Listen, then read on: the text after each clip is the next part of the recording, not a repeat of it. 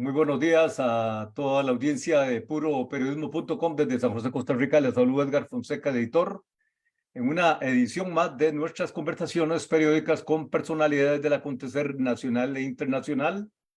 Conversamos en esta oportunidad con Isabel Román Vega, coordinadora del informe del Estado de la Nación, del Estado de la Educación de la Nación 2023, un informe que ha causado gran revuelo, gran impacto en la ciudadanía por las conclusiones, el diagnóstico tan severo sobre el estado de la educación de Costa Rica, una de las joyas de la corona de la democracia costarricense, como ha sido el sistema educativo, en abierto retroceso, en abierto desafío de sus condiciones desde de los niveles más básicos hasta los niveles superiores.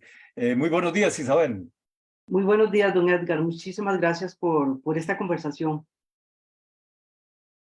Con una experiencia desde 1996 en el programa Estado de la Nación, máster en Sociología por la Universidad de Costa Rica, especialización en Políticas Públicas de Desarrollo Social del Instituto Nacional de Administración Pública de España, autora y coautora de varios libros y artículos de revistas nacionales e internacionales.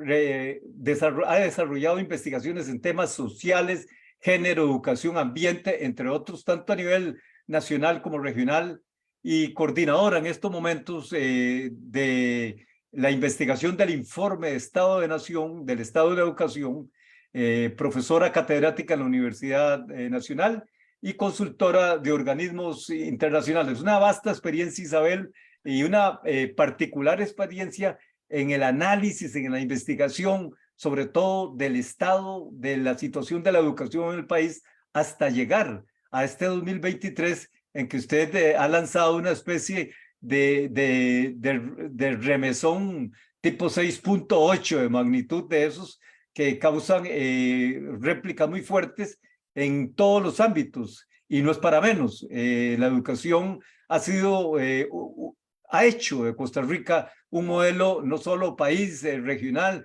sino a nivel global. Pero bueno, atraviesa momentos de desafío.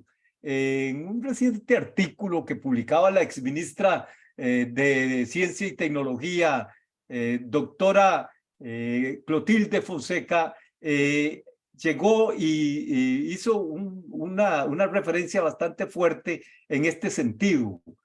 Si este informe del Estado de la Nación iba a causar algo más que un revuelo temporal, o se iba a quedar en un dato histórico simplemente. ¿Cuál es su apreciación respecto a esos impactos iniciales del informe, Isabel? Sí, bueno, Edgar, tal vez un poco hacer algo de historia. El estado de la educación es un informe que surge ya hace unos 20 años en Costa Rica, y surgimos bajo el mandato ante una solicitud en aquel momento del Poder Ejecutivo, que le pedía a los rectores de las universidades públicas pues ayudar al país a forjar políticas de Estado en materia de educación. Obviamente, bueno, en aquel momento los rectores agradecieron al presidente esa solicitud, pero obviamente pues fueron claros en decir que las universidades pues no pueden sustituir, digamos, a los actores políticos, a los diversos actores políticos que tienen que tomar esas decisiones en una democracia, pero que sí las universidades podían darle seguimiento a las aspiraciones nacionales que el país tiene en educación. Y como bien señalabas, esto es particularmente un tema importante porque, bueno, históricamente Costa Rica ha sido un país que ha hecho de la educación su eje de desarrollo más importante, en un país relativamente pequeño, que lo único que nuestra principal riqueza es nuestra gente, y ahí han estado nuestras grandes apuestas. El tema de educación, sin lugar a dudas, es un tema relevante, Edgar, porque como todos sabemos, el logro de la equidad en Costa Rica y en América Latina constituye pues siempre una tarea pendiente, y entre los factores estructurales que le han dado, digamos, a la inequidad un carácter persistente en las sociedades de la región, pues constituyen, digamos, y son uno de esos factores es típicamente el acceso y la calidad de la educación, ¿verdad? La educación constituye, sin lugar a dudas, uno de los aspectos fundamentales y digamos que de esos aspectos estructurales que si no tocamos, ¿verdad? La inequidad se reproduce intergeneracionalmente. Bueno, hemos venido en este proceso de darle seguimiento durante todos estos años, alertando sobre distintos aspectos, ¿verdad? Sobre el tema de inversión en educación, sobre el tema de la exclusión educativa, sobre el tema de las coberturas en preescolar, el acceso a la primaria. Y digamos como que el informe ha venido haciendo esas llamadas de atención y los distintos gobiernos han venido pues tomando algunos de esos temas fundamentales. Recuerdo que en el primer informe hacíamos una alerta sobre el tema de la exclusión educativa, que en aquel momento no era un tema de prioridad a nivel nacional, y luego se colocó en la agenda nacional y se empezó a trabajar en esa línea. Pero bueno, digamos como que en todos estos años el país ha venido atendiendo algunos de esos rezagos históricos que veníamos arrastrando desde el siglo pasado, en los años 80, cuando tuvimos una seria crisis donde se nos cayó la inversión en educación y fue una década perdida porque justamente perdimos una generación y nos tomó 20 años recuperarnos. Y bueno, ahí luego Costa Rica en los años 90, 2000 empezó a recuperar esta senda de inversión en educación para tratar de recuperar esos grandes rezagos que se nos hicieron en aquella época. Este informe y el informe anterior, en particular el informe anterior, había señalado que Costa Rica enfrentaba una de las crisis, una de las peores crisis de los últimos 40 años. ¿Y por qué decíamos esto, Edgar? Bueno, porque teníamos unos rezagos que veníamos arrastrando, rezagos históricos, por ejemplo, en el tema de rendimiento de nuestros estudiantes, en el tema de infraestructura, y de repente nos cayó un meteorito, ¿verdad? Que fue eso, la pandemia, ¿verdad? Y el apagón educativo que el informe alertó en aquel momento, que fue el inicio de un periodo, a partir del 2018, de una serie de interrupciones que se acumularon, prolongadas, y que fueron impactando el aprendizaje de nuestros estudiantes.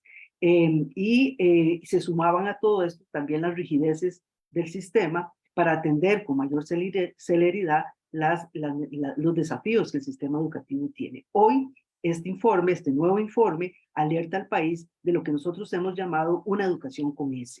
¿Y qué significa esto? Bueno, lo que el informe dice es que esa crisis que ya advertíamos que se nos había, que teníamos, hoy se nos ha profundizado. Y se nos ha profundizado, ¿por qué? Bueno, porque tenemos una tormenta perfecta en donde se nos han acumulado, se nos han profundizado problemas en términos de inversión, en términos de gestión y en términos de aprendizajes. Isabel, una breve interrupción antes de avanzar, haciendo usted este resumen tan sucinto de las características del informe que acaba de presentar por medio del programa Estado de la Nación. Es algo más que todo casi que de diseño de lo que ustedes presentaron y fue en la portada. ¿Por qué ustedes utilizaron el término educación con ese error? Bueno, porque es que educación con S, Edgar, es un error inaceptable y grave, ¿verdad? Que ninguna persona de cuarto grado de escuela, dice el informe, debiera cometerlo. Pero sin embargo, eso lamentablemente se está convirtiendo en el pan nuestro de cada día, ¿verdad? Y eso es para un país como Costa Rica, y bueno, para cualquier país, pero especialmente para Costa Rica, digamos, la educación ha sido un baluarte. Esto realmente es algo muy, muy preocupante, y lo que el informe dice es que efectivamente nuestra educación atraviesa la peor crisis en mucho tiempo, y si no actuamos en modo de emergencia, niños, niñas y jóvenes que asisten al sistema público, pues saldrán, si salen, muy pobremente educados. Y es el corazón, digamos, de esta portada, ¿verdad? Es decir que tenemos una situación eh, digamos, que ya teníamos rezagos acumulados en términos de aprendizajes que veníamos arrastrando, y lo venía diciendo las pruebas PISA, pero con la pandemia y el apagón educativo, esos rezagos de aprendizajes se han profundizado. En un estudio que hacía Banco Mundial, UNICEF para América Latina y la UNESCO, planteaban que Costa Rica fue uno de los países que tuvo los cierres más prolongados de sus escuelas y sus colegios, y eso generó en los cálculos y en las proyecciones de Banco Mundial a nivel de América Latina y equivalen a 2 años de rezago para nuestros estudiantes, lo cual significa que un niño que hoy está en tercer grado sabe lo que antes sabía un niño que estaba en primer grado. Y nosotros hicimos varias investigaciones donde identificamos que justamente con los docentes de primer grado y cuarto grado se ha intensificado algo que el Banco Mundial ha llamado pobreza de los aprendizajes, que es que a la edad de 10 años un niño no sabe leer bien ni comprender, leer y comprender bien un texto. A este concepto que el Banco Mundial trabajó a nivel de América Latina, nosotros agregamos el tema de la escritura en nuestro estudio y efectivamente, agregando el tema de la escritura, encontrábamos que nuestros niños a la edad de 10 años no solamente no están leyendo fluidamente y comprendiendo un texto como debieran hacerlo, sino que están escribiendo muy pobremente, tienen graves faltas de ortografía que si no las corregimos a tiempo, pues eso significa que las seguirán arrastrando a lo largo del sistema. Y eso es una de las primeras mensajes que el informe plantea, que nuestros estudiantes mí, están a, ajá. a mí me llama la atención estas referencias que hace usted, Isabel,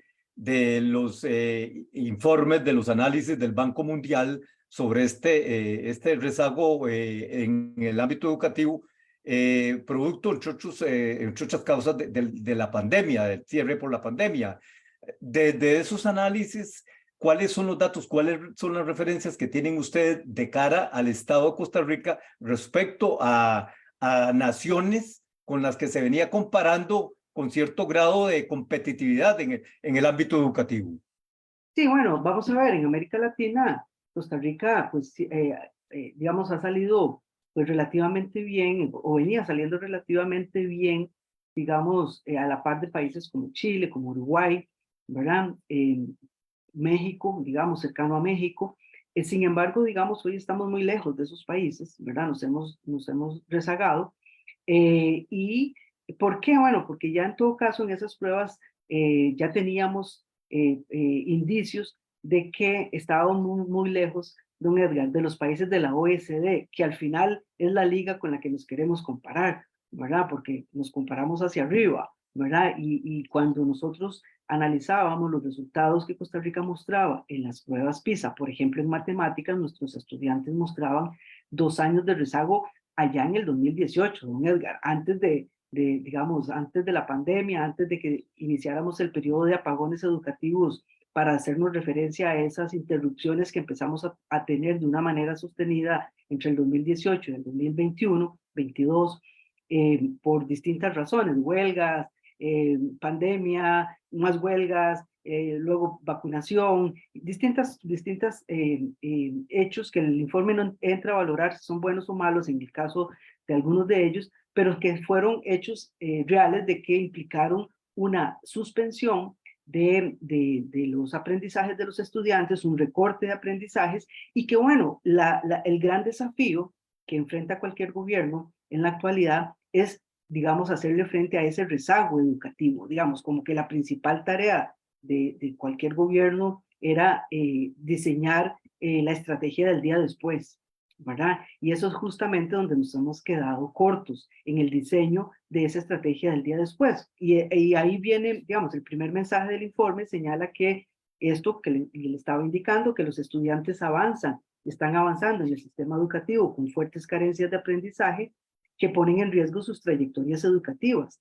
¿Por qué? Bueno, porque si esas carencias están ahí al inicio de los primeros años escolares, si no revertimos esta situación, se van a prolongar a lo largo de toda la trayectoria hasta llegar a la universidad y hasta ser ciudadanos con unas capacidades esperadas en términos de análisis, de comunicación, de crítica, etc. La segunda, Ustedes, ajá. disculpe, ustedes dicen en el informe, ustedes alertan en el informe que el país debe tener mucho cuidado en cuanto a lo que está pasando para que no nos pase lo que ocurrió en la década de los 80, cuando en medio de una severa crisis fiscal, el principal sacrificio se dio en el ámbito educativo.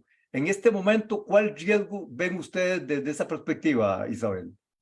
Sí, eso es un punto muy importante. Bueno, en primer lugar, don Edgar, señalar que lo que nosotros decimos con fuerte, y por eso lo fuerte de la portada, es que no podemos normalizar lo que no es normal, ¿verdad? O sea, no es normal que nuestros niños tengan estos rezagos y que después hayamos regresado a las clases presenciales como si no hubiese pasado nada, ¿verdad? Y como que de repente todo volvió a la normalidad, porque no es normal todo lo que tuvimos en estos apagones educativos y durante la pandemia, que tuvimos prácticamente a más de 500.000 estudiantes con fuertes brechas de conectividad, con recortes de aprendizajes, con que no los evaluamos para saber qué sabían y no sabían. Eso por un lado. Pero por otro lado está el otro tema que nosotros habíamos apostado como sociedad, después de lo que nos pasó en los años 80, de una caída fuerte de la inversión en educación por debajo del 3%, aprendimos esa gran lección, don Edgar, que no podíamos repetir en la historia nacional, que era que tuviéramos una generación perdida y nos costara 20 años recuperarnos, porque ni tenemos ahora tiempo y no podemos perder más generaciones. Y por eso el informe, pues, dice con fuerza y alerta al país que estamos entrando a la tercera década del siglo XXI en la dirección contraria, cuando todas las naciones del mundo, después de la pandemia, y así lo ratificó en la última encuentro de Naciones Unidas sobre educación, deben aumentar su inversión en educación, nosotros venimos reduciéndola. Habíamos apostado primero al 6%, luego al 8%, por las razones que así lo acordaron los sectores sociales, y hoy estamos por debajo del 6%, 5.9 en nuestros últimos registros y 5.2 en el último presupuesto presentado en la Asamblea Legislativa. Y esto es muy grave porque nuestros desafíos son muy complejos y efectivamente necesitamos contar con recursos, también que esos recursos sean eficientes, pero aquí la discusión es que necesitamos contar con recursos para poder atender estos grandes desafíos que tenemos. Dentro de esos desafíos que ustedes presentan en el informe del Estado de la Educación, en el programa de Estado de la Nación, que ha causado tanto impacto en el país y en la opinión pública, Isabel, ustedes mencionaban que de la década dura del 80, de los años 80, a hoy, digamos al menos tres grandes elementos que se ven afectados: deterioro en salarios del magisterio, recortes en programas de equidad, recortes en construcción y mantenimiento de infraestructura, pero anotaban ustedes, sin planes remediales tras el apagón. Y mi pregunta es esa, es decir, ¿qué ustedes ven que se urge en estos momentos en cuanto a planes remediales? Estamos hablando a 2 años del apagón, que incluye pandemia, huelgas y otros factores que se combinaron. Ciertamente, vamos a ver, el segundo mensaje del informe es este justamente, don Edgar, que las respuestas institucionales que se han dado hasta el momento para ese día después y para salir de la crisis educativa no alcanzan.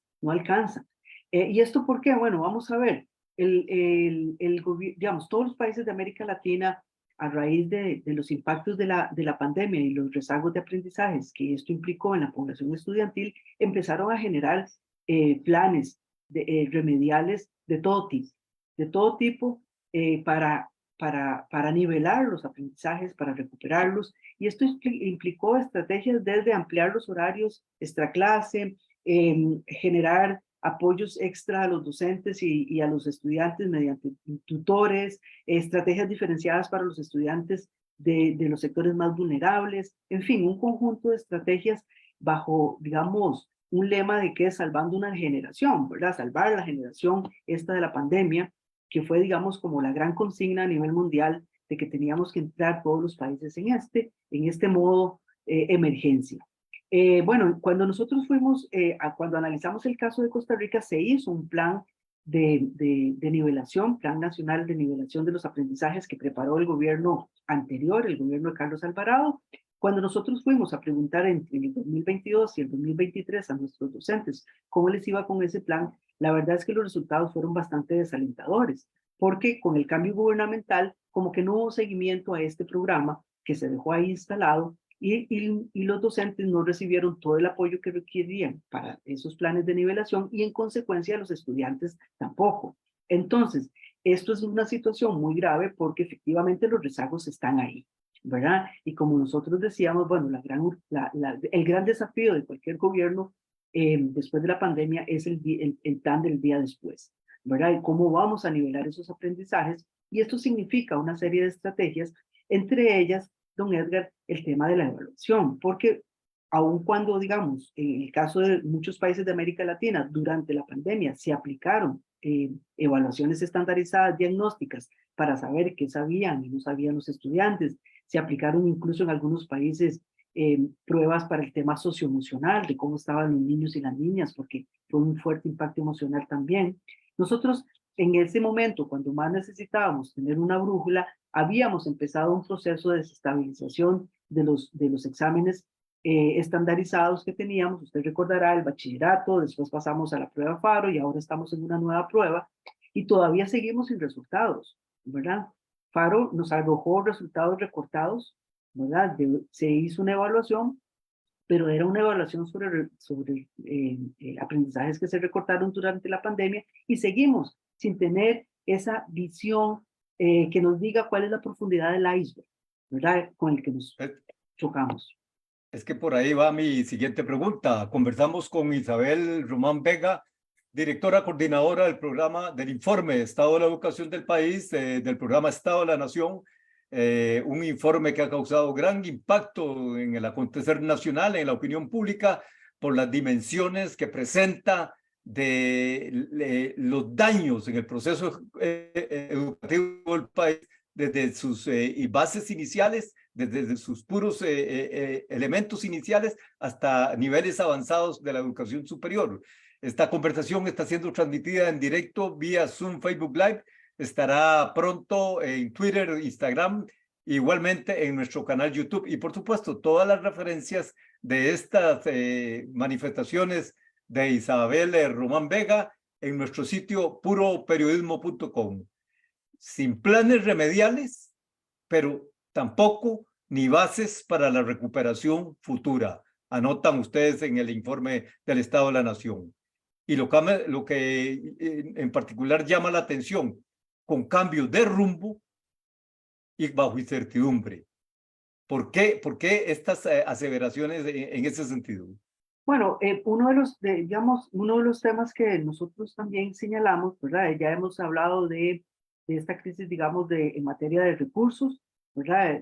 La plata, para decirlo en concreto, la plata para la educación disminuyó drásticamente en estos últimos años, ¿verdad? Y eso afecta áreas claves como el tema de los programas de equidad e infraestructura educativa, que son fundamentales como incentivos para estudiar, ¿verdad? Esos son, digamos, quizás como los dos principales elementos que más retienen a estudiantes dentro del sistema. Y aquí lo que tenemos que evitar, don Edgar, es que se dé, digamos, como una de las cosas que encontramos es que durante la pandemia, sí, digamos, se logró retener a los estudiantes, pero aquí se puede dar un efecto rebote muy fuerte si no fortalecemos rápidamente los programas de equidad y la infraestructura educativa, porque para que nuestros estudiantes se queden ahí. Los salarios también disminuyeron, lo que usted señalaba, digamos, entramos como en un periodo de insostenibilidad financiera de la educación superior en el momento en donde teníamos que estar, y la crisis fiscal se ha estado dando a costa de la educación. Y esto es muy grave porque esto es dispararse a los pies, ¿verdad? En un país como el nuestro. La segunda está la crisis de los aprendizajes que ya conversábamos sobre cómo están los aprendizajes de nuestros estudiantes. Y un tercer eje es el que usted señala, don Edgar, una crisis de gestión. O sea, entramos en un periodo donde no solamente no hemos sido consistentes en el seguimiento de los planes de nivelación, y esos planes de nivelación están muy débiles, ¿verdad? Y por tanto no estamos sentando las bases para una recuperación futura robusta, que es lo que plantea el informe y llama la atención para que pongamos ahí la atención. Y además han privado muchos cambios de rumbo con gran incertidumbre en asuntos claves como macroevaluación, informática educativa, educación técnica, en un país donde todos estos son pilares fundamentales. Una de las cosas que el informe señala es que, por ejemplo, se nos ha venido debilitando temas como todavía no tenemos a estas alturas una red educativa interconectada, ¿verdad? Con internet de banda ancha.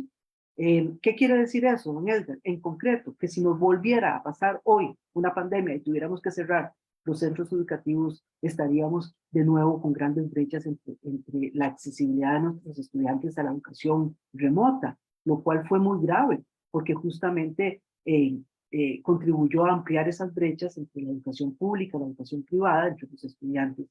Pero también no hemos hecho otras tareas importantes, como todo lo que tiene que ver con la capacitación a los docentes, que también la inversión se ha caído ahí, ¿verdad? Y cuando más necesitábamos tener programas de capacitación, por ejemplo, para apoyar a los docentes a su desarrollo en términos de competencias digitales, recordemos que durante la pandemia los docentes dieron un gran salto a lo digital, ¿verdad? Que había costado mucho, pero bueno, no hubo de otra y se lanzaron al tema digital, pero no hubo continuidad. Entonces muchos docentes empezaron a tener competencias iniciales en lo digital, pero necesitábamos llevarlos a competencias avanzadas porque estamos en el siglo XXI y eso es son competencias fundamentales para que nuestros docentes puedan trabajar con nuestros estudiantes todo lo que significa el siglo XXI. Ahí también nos quedamos rezagados.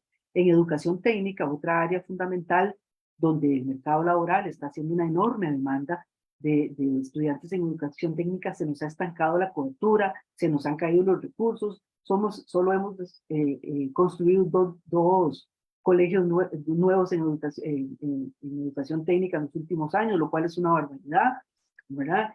Y también seguimos con un gran rezago, que es que la mayor parte de nuestras escuelas no tienen el currículum completo.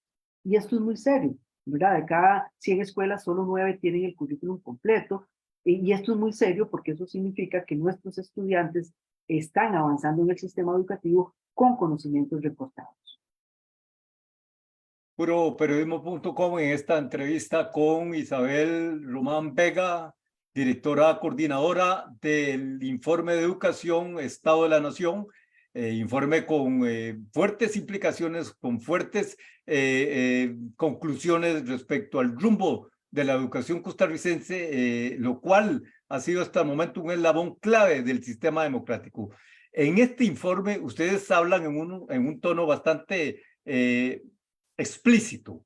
Es el momento crucial de aceptar la situación como inevitable o modificarla. Es un momento de emergencia, de extrema urgencia, de acciones inmediatas o impostergables, de extrema celeridad. Obviamente no se puede declarar, y ustedes lo reconocen por la vía legal institucional, una emergencia al respecto como la que ocurre cuando se dan desastres naturales. Pero ustedes dicen, se trata de una crisis de carácter estructural y se necesitan acciones. Es con la institucionalidad que debe gestionarse la gravísima situación actual, no al margen de ella. ¿Por qué este planteamiento? Esto es muy importante, don Edgar. ¿Y por qué? Bueno, el informe dice, sí, tenemos que tratar esta situación en modo de emergencia porque realmente estamos en una emergencia, pero cuando nosotros vemos la definición de emergencia en la Ley Nacional de Emergencia, digamos, está como más supeditada a desastres de corto plazo. Y aquí estamos frente a un tema de orden estructural que requiere realmente que el país realmente se aboque a ese diseño y al cumplimiento de políticas educativas de Estado, ¿verdad? Con una perspectiva de mediano y largo plazo, porque es que esto trasciende a los gobiernos, Edgar, y este informe no es un informe ni gubernamental ni antigubernamental.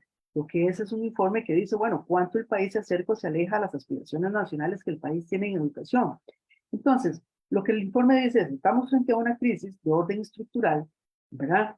Y esto requiere que la enfrentemos como tal, digamos, no con salidas, digamos que puede ser que de repente el Ejecutivo se dispare solo, ¿verdad? Digamos, no lo haga en función de contemplar todo, digamos, como un gran consenso entre todos los distintos sectores sociales interesados en el tema de educación, porque es que aquí tenemos que entender lo que esto tiene que ser un esfuerzo nacional, ¿verdad? El ministerio es un gran responsable, ¿verdad? Y tiene que tener un liderazgo, pero tiene que hacerlo en diálogo con todos los sectores, ¿verdad? Y además en el marco institucional legal que el país tiene y en el marco constitucional, ¿verdad? Porque de repente pueden haber medidas que se tomen excepcionales que más bien, lejos de resolver la situación, la agraven, ¿verdad? Entonces, el informe, ajá.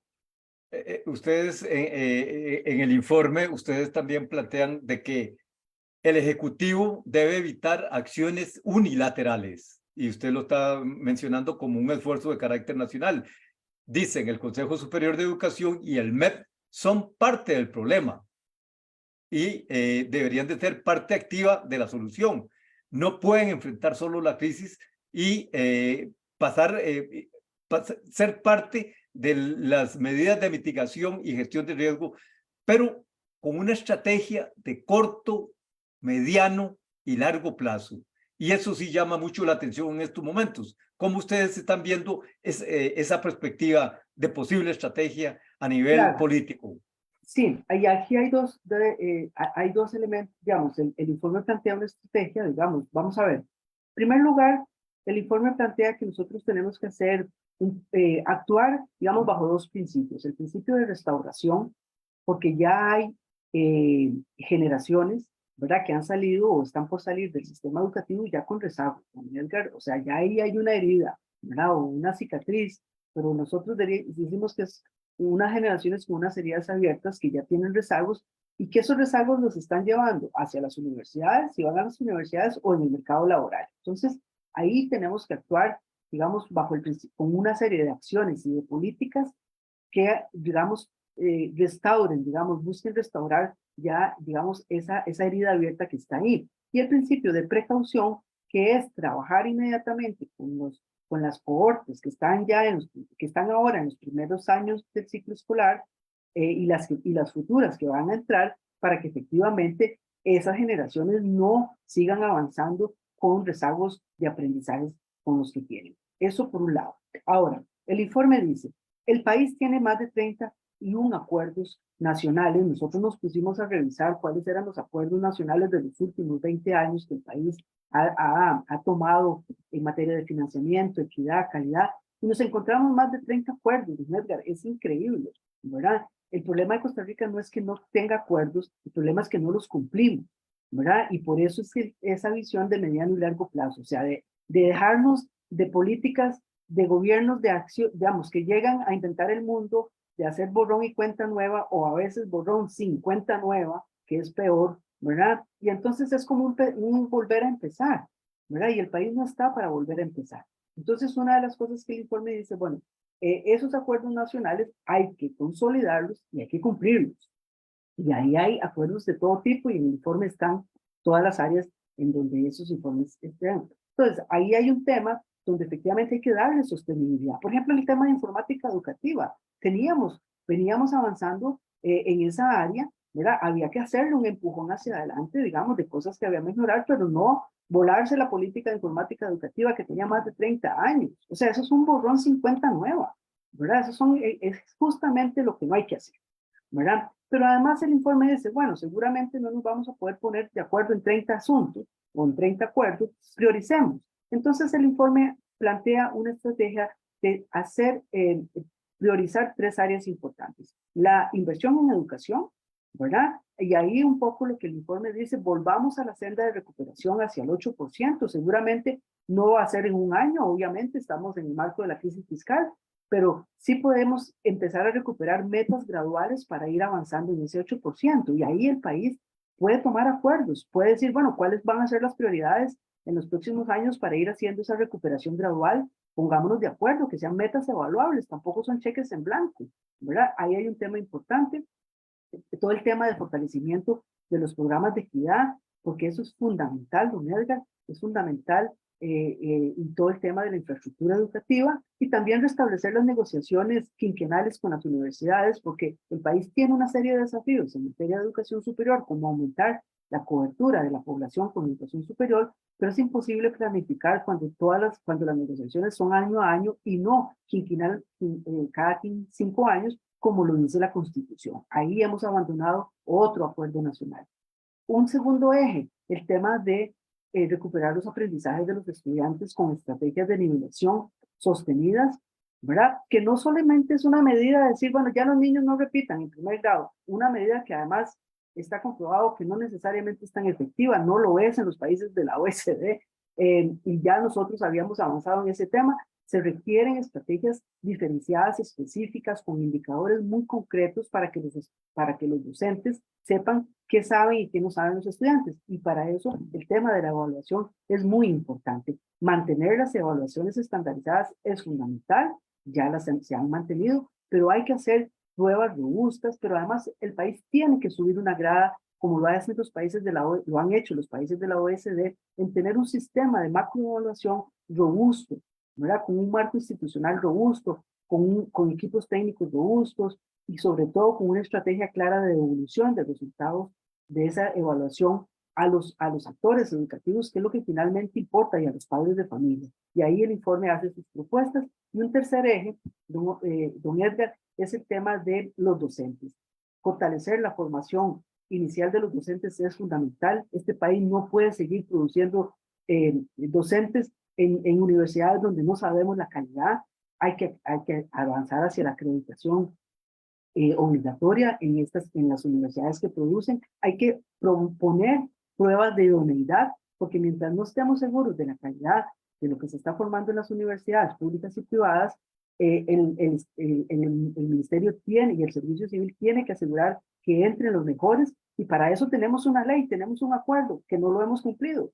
Desde el 2020 se aprobó este examen de idoneidad mediante una ley, llevamos 3 años y no se ha operacionalizado. Entonces, todo este tema sobre, digamos, de mejorar el tema de la calidad de los docentes es fundamental, y aquí es muy importante porque tenemos un periodo muy delicado de recambio generacional. Se han pensionado más de 5.000 docentes y se espera que se pensionen 1.600 por año.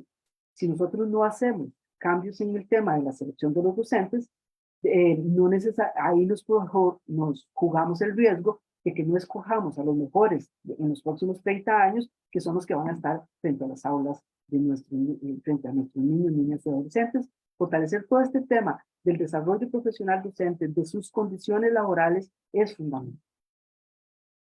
Puroperiodismo.com desde San José, Costa Rica, en esta entrevista con Isabel Román Vega, directora coordinadora del programa del informe de la educación, programa Estado de la Nación, recientemente presentado a la opinión pública, con hondas implicaciones, con hondas repercusiones. Como decíamos al inicio, pareciera un terremoto 6.8 en la realidad política, social, económica, educativa del país.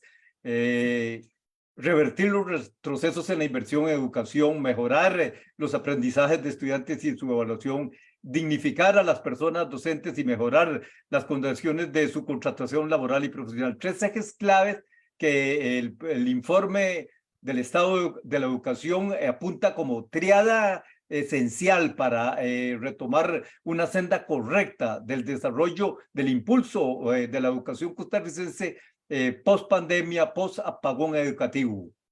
Pero la duda que queda es en estos momentos, ¿cuál es la voluntad política? ¿Cuál es la visión política? ¿Cuál es la decisión política frente a esto?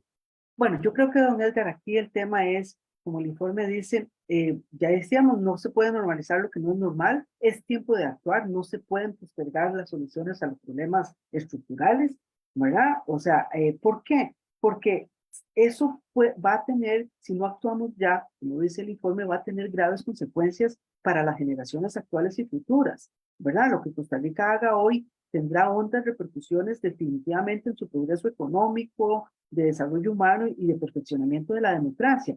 Aquí la pregunta es si los costarricenses quieren una educación con ese, o se alzan en rebeldía y hacen una buena, digamos, hacen buena la vocación fundamental de esta sociedad, ¿verdad? Que es el tema de la educación. Y para eso, don Edgar, es muy importante lo que le voy a decir. No hay que estar a la defensiva. O sea, este informe es un espejo para vernos, pero cuando vamos al espejo es para ver cómo mejoramos, no es para querernos.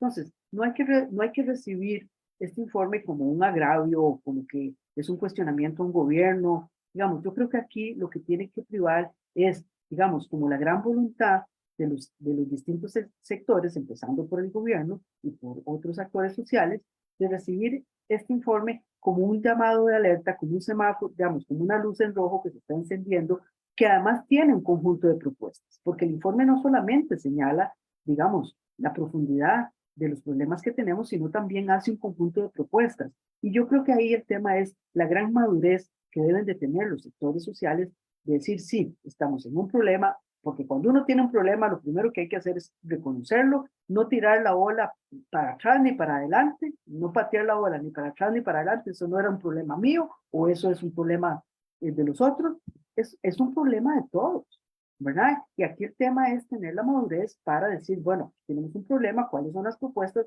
Veamos las propuestas, generemos un diálogo social, conversemos, ¿verdad? Con todos los sectores, no deslegitimar a los sectores, ¿verdad? Eso es lo peor que nos puede ocurrir ahora, decir, deslegitimamos a estos y acabamos con estos y no con estos. No, todos son importantes, don Edgar, y con todos hay que trabajar. Por eso el informe dice, hay que actuar decididamente, y actuar decididamente es una responsabilidad que ningún actor social y político puede hoy eludir. ¿Por qué? Bueno, porque los niños, niñas y adolescentes merecen todo nuestro mejor esfuerzo y apoyo. Y entonces yo creo que aquí está la madurez que como adultos debemos asumir todos, desde todos los ámbitos, desde las distintas organizaciones, desde los distintos actores, desde los distintos territorios, centrales y periféricos, para asumir esto como una cruzada nacional de la Costa Rica de la tercera década del siglo XXI, que entendió que tenía un problema en el corazón, digamos, de una de sus principales herramientas para el desarrollo y que decidió enderezar el barco y enlumbrarnos a lo que todos queremos, que es al final Ex- un país con, digamos, fortalecido en su desarrollo social, político y económico. Existe esa voluntad política para asumir esto como una cruzada nacional, Isabel, desde lo Bueno, que usted plantea en estos momentos, empezando desde el gobierno. bueno, yo creo que el informe pues, ha hecho su planteamiento, ¿verdad? Y ahora toca a los sectores tomar eh, esta excitativa y llevarla a buen puerto, ¿verdad? Nosotros desde el Estado de la Nación y desde el Estado de la Educación estamos en la mejor voluntad de conversar.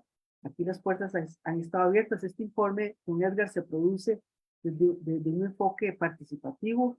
Se desarrollaron diversos procesos de consulta a todos los actores sociales. Todos estuvieron invitados, ninguno estuvo excluido, desde el gobierno hasta todos los actores sociales, sindicatos, empresarios, universidades, instituciones, todos fueron invitados a ir discutiendo las distintas investigaciones que nos iban generando, desde las máximas autoridades del gobierno de educación fueron invitadas, y entonces esto es un proceso donde lo que toca es pues que cada uno pues asuma su responsabilidad, y sobre todo tienda puentes al diálogo, ¿verdad? Porque si no se tienden esos puentes al diálogo, pues es difícil trabajar, ¿verdad? Y aquí es muy importante tampoco politizar un tema que no es político, ¿verdad?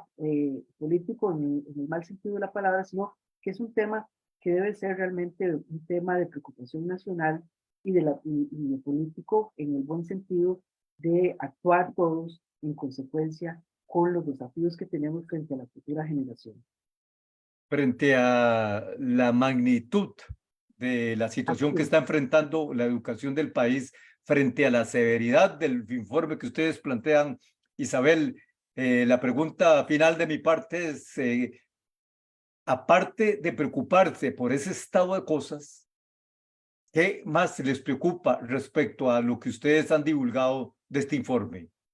No, o sea, yo creo que aquí el tema es, o sea, cómo efectivamente se empieza, digamos, se genera una voluntad de llamar a los actores, digamos, en los liderazgos que tenemos, ¿verdad? En los liderazgos de a quienes corresponde desarrollar ese liderazgo para sentarse en una gran conversación nacional, ¿verdad? Y también de proponer realmente estrategias de mediano y largo plazo, porque es que no nos sirven las estrategias de corto plazo, ¿verdad? Y entonces yo creo que aquí sí que, pues lo que nos preocupa es que efectivamente los actores se sienten, trabajen, dialoguen y empiecen a generar un conjunto de iniciativas, empezando con las que ya plantea el informe, que son bastantes y variadas, y que se tome esto con la mejor voluntad posible y que bajemos las defensivas y nos sentemos a dialogar, como buenos costarricenses que somos.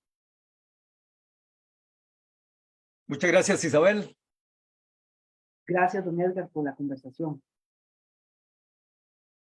Hemos conversado con la directora coordinadora del informe de la educación del programa Estado de la Nación, Isabel Román Vega, tras la reciente presentación de un diagnóstico severo, grave, de profundas implicaciones, tanto en causas como en estado de situación y eventuales consecuencias de la educación de Costa Rica, una joya de la corona, o quizá la joya de la corona del desarrollo nacional a lo largo de décadas, hoy puesta en entredicho por diferentes razones, por diferentes causas. Si usted cree que desea compartir un mensaje final con la audiencia, si algún punto le queda por compartir, pues a la orden, Isabel.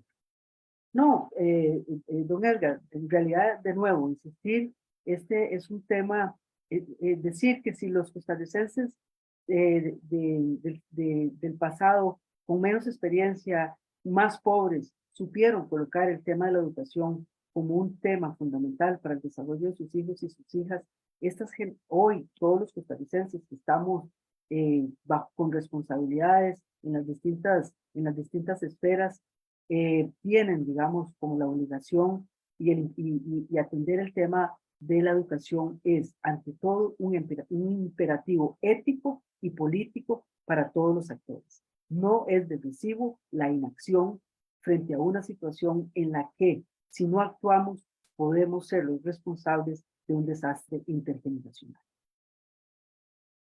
Muchas gracias, Isabel, de nuevo por la gentileza de atender la gestión de entrevista periodística. Nos encontramos en una próxima oportunidad analizando cualquier otro tema de carácter nacional. Esta ha sido una presentación desde puroperiodismo.com de las conversaciones periódicas que mantenemos con actores del acontecer nacional e internacional. En esta oportunidad con Isabel Román Vega, directora coordinadora del Informe de Educación del Programa Estado de la Nación. Este ha sido una transmisión en directo vía Zoom, Facebook Live. Pronto estará en nuestro canal YouTube y en las redes de Twitter, X, ahora antes Twitter, Instagram y Threads. Y por supuesto, los grandes detalles, las grandes referencias de esta entrevista, usted las puede encontrar pronto en nuestro sitio puroperiodismo.com. Les saludo Edgar Fonseca, editor. Nos encontramos en una próxima oportunidad. Muchas gracias. Gracias.